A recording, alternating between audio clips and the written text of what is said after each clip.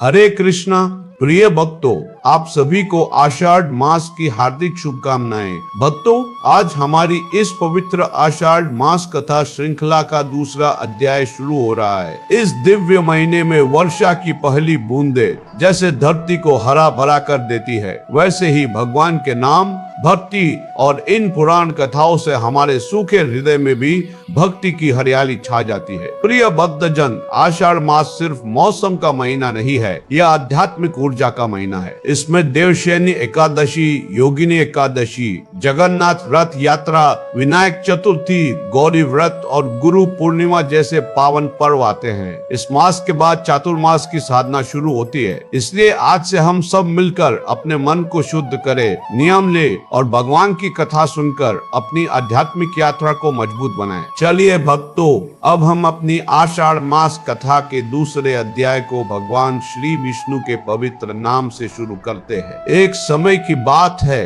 दिव्य कथाओं को सुनाने वाले महान सूत जी, जिन्हें लोग उग्रस्वा के नाम से भी जानते थे, व्यास जी के परम प्रिय शिष्य थे। वे ऋषि मुनियों की सभा में पहुंचे। मुनियों ने बड़े आदर से उनका स्वागत किया और उनसे स्कंद पुराण की महान कथाएं सुनने की इच्छा जताई। सूत जी ने बड़े प्रेम से मुनियों को सृष्टि संहार, विभिन्न वंशों की उत्पत्ति, महापुरुषों के चरित्र और मनमंत्रों की गाथाएं सुनाई। तीर्थों के महात्म्य की अनेक कथाएं सुनने के बाद मुनियों ने सूत जी से और अधिक सुनने की इच्छा व्यक्त की। मुनियों ने कहा, हे सूत जी, आप सर्वज्ञानी हैं और पुराणों का वर्णन करने में अत्यंत निपुण हैं। हम आपसे इस पृथ्वी के प्रमुख पर्वतों का महात्म्य सुनना चाहते हैं। यह सुनकर सूत जी बोले, हे महर्षियों, मैंने भी यही प्रश्न एक बार गंगा के पावन तट पर बैठे अपने गुरुदेव व्यास जी से पूछा था। उन्होंने मुझे ये दिव्य ज्ञान दिया था। प्राचीन काल की बात है, नारद मुनि एक दिन रत्नों से जगमगाते सुमेरु पर्वत के शिखर पर पहुंचे। वहां उन्होंने ब्रह्मा जी का एक अत्यंत तेजोमय और विशाल दिव्य भवन देखा। भवन के उत्तर दिशा में एक विशाल पीपल का वृक्ष था, जिसकी ऊंचाई 1000 योजन और चौड़ाई उससे दोगुनी थी। उस पीपल की जड़ के पास अनेक प्रकार के रत्नों से निर्मित एक दिव्य मंडप था। उसमें वैदुर्य, मोती और मणियों से सुंदर स्वस्तिक आकृतियां बनी थी। मंडप नए नए रत्नों से सजा हुआ था और दिव्य तोरणों से सुशोभित था। मुख्य द्वार पुष्पराग मणि का बना था और उसका गोपुर 7 मंजिला था। चमकते हीरों से बने 2 विशाल किवाड़ उस द्वार की शोभा बढ़ा रहे थे। नारद मुनि मंडप के अंदर गए। वहां उन्होंने एक और दिव्य मोतियों वाला मंडप देखा, जिसमें वैदुर्य मणि की वेदी बनी थी। वे ऊंचे मंडप पर चढ़ गए। मंडप के बीच में एक अत्यंत ऊंचा सिंहासन था, जिसकी तुलना किसी से नहीं की जा सकती। सिंहासन के मध्य में सहस्त्रदल कमल था, जो श्वेत रंग का था। उसकी ज्योति हजारों चंद्रमाओं से भी अधिक चमक रही थी। उस कमल के केंद्र में 10,000 पूर्ण चंद्रमाओं से भी अधिक कांतिमान कैलाश पर्वत के समान विशालकाय एक परम सुंदर पुरुष विराजमान थे। उनकी 4 भुजाएं थीं। शरीर से उदारता और तेज झलक रहा था। उनका मुख वराह के समान था। वे भगवान पुरुषोत्तम थे। उनके चारों हाथों में शंख, चक्र, अभय मुद्रा और वर मुद्रा शोभित थी।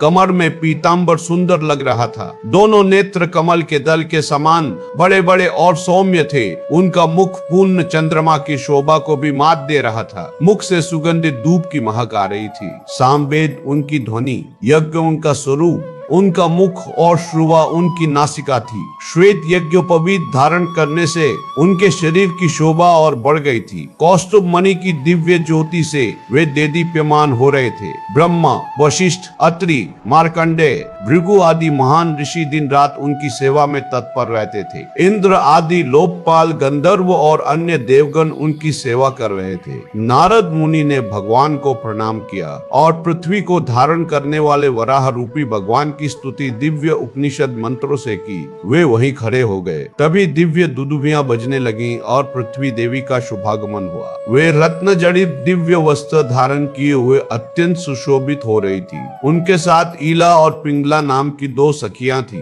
पृथ्वी देवी ने उन सखियों द्वारा लाए गए फूलों को भगवान वराह के चरणों में अर्पित किया और हाथ जोड़कर प्रणाम किया। भगवान वराह ने पूछा, हे पृथ्वी देवी, मैंने तुम्हें शेषनाग के सुखद मस्तक पर बिठाकर सारा विश्व तुम पर स्थापित करके और पर्वतों को तुम्हारा सहायक बनाकर स्थिर किया है, फिर तुम यहाँ क्यों आई हो? पृथ्वी देवी ने कहा, हे प्रभु, आपने पाताल लोक से मेरा उद्धार किया और मुझे शेषनाग के रत्नयुक्त सहस्त्र फणों वाले मस्तक पर रत्न सिंहासन की भांति स्थापित किया। मुझे अच्छी तरह स्थिर करके आपने पुण्य में पर्वतों को भी मेरे ऊपर स्थापित किया जो आपके ही स्वरूप हैं। हे भगवान, अब मुझे उन मुख्य आधारभूत पर्वतों का परिचय दीजिए। भगवान वराह ने कहा, हे वसुंधरे, सुमेरु, हिमवान, विंध्याचल, मंदराचल, गंधमादन, शालग्राम, चित्रकूट, माल्यवान, पारयात्रक, महेंद्र, मलय, सय, सिंहाचल, रेवत और मेरुपुत्र अंजन जो स्वर्णमय विशाल पर्वत है, ये सभी श्रेष्ठ पर्वत तुम्हारे आधार है। मैंने देवताओं और ऋषियों के साथ इनका सेवन किया है। हे माधवी, अब इनमें से प्रमुख पर्वतों का यथार्थ वर्णन सुनो। शालिग्राम, सिंहाचल और गिरिराज गंधमादन ये उत्तम पर्वत हिमालय की उत्तर दिशा में स्थित है।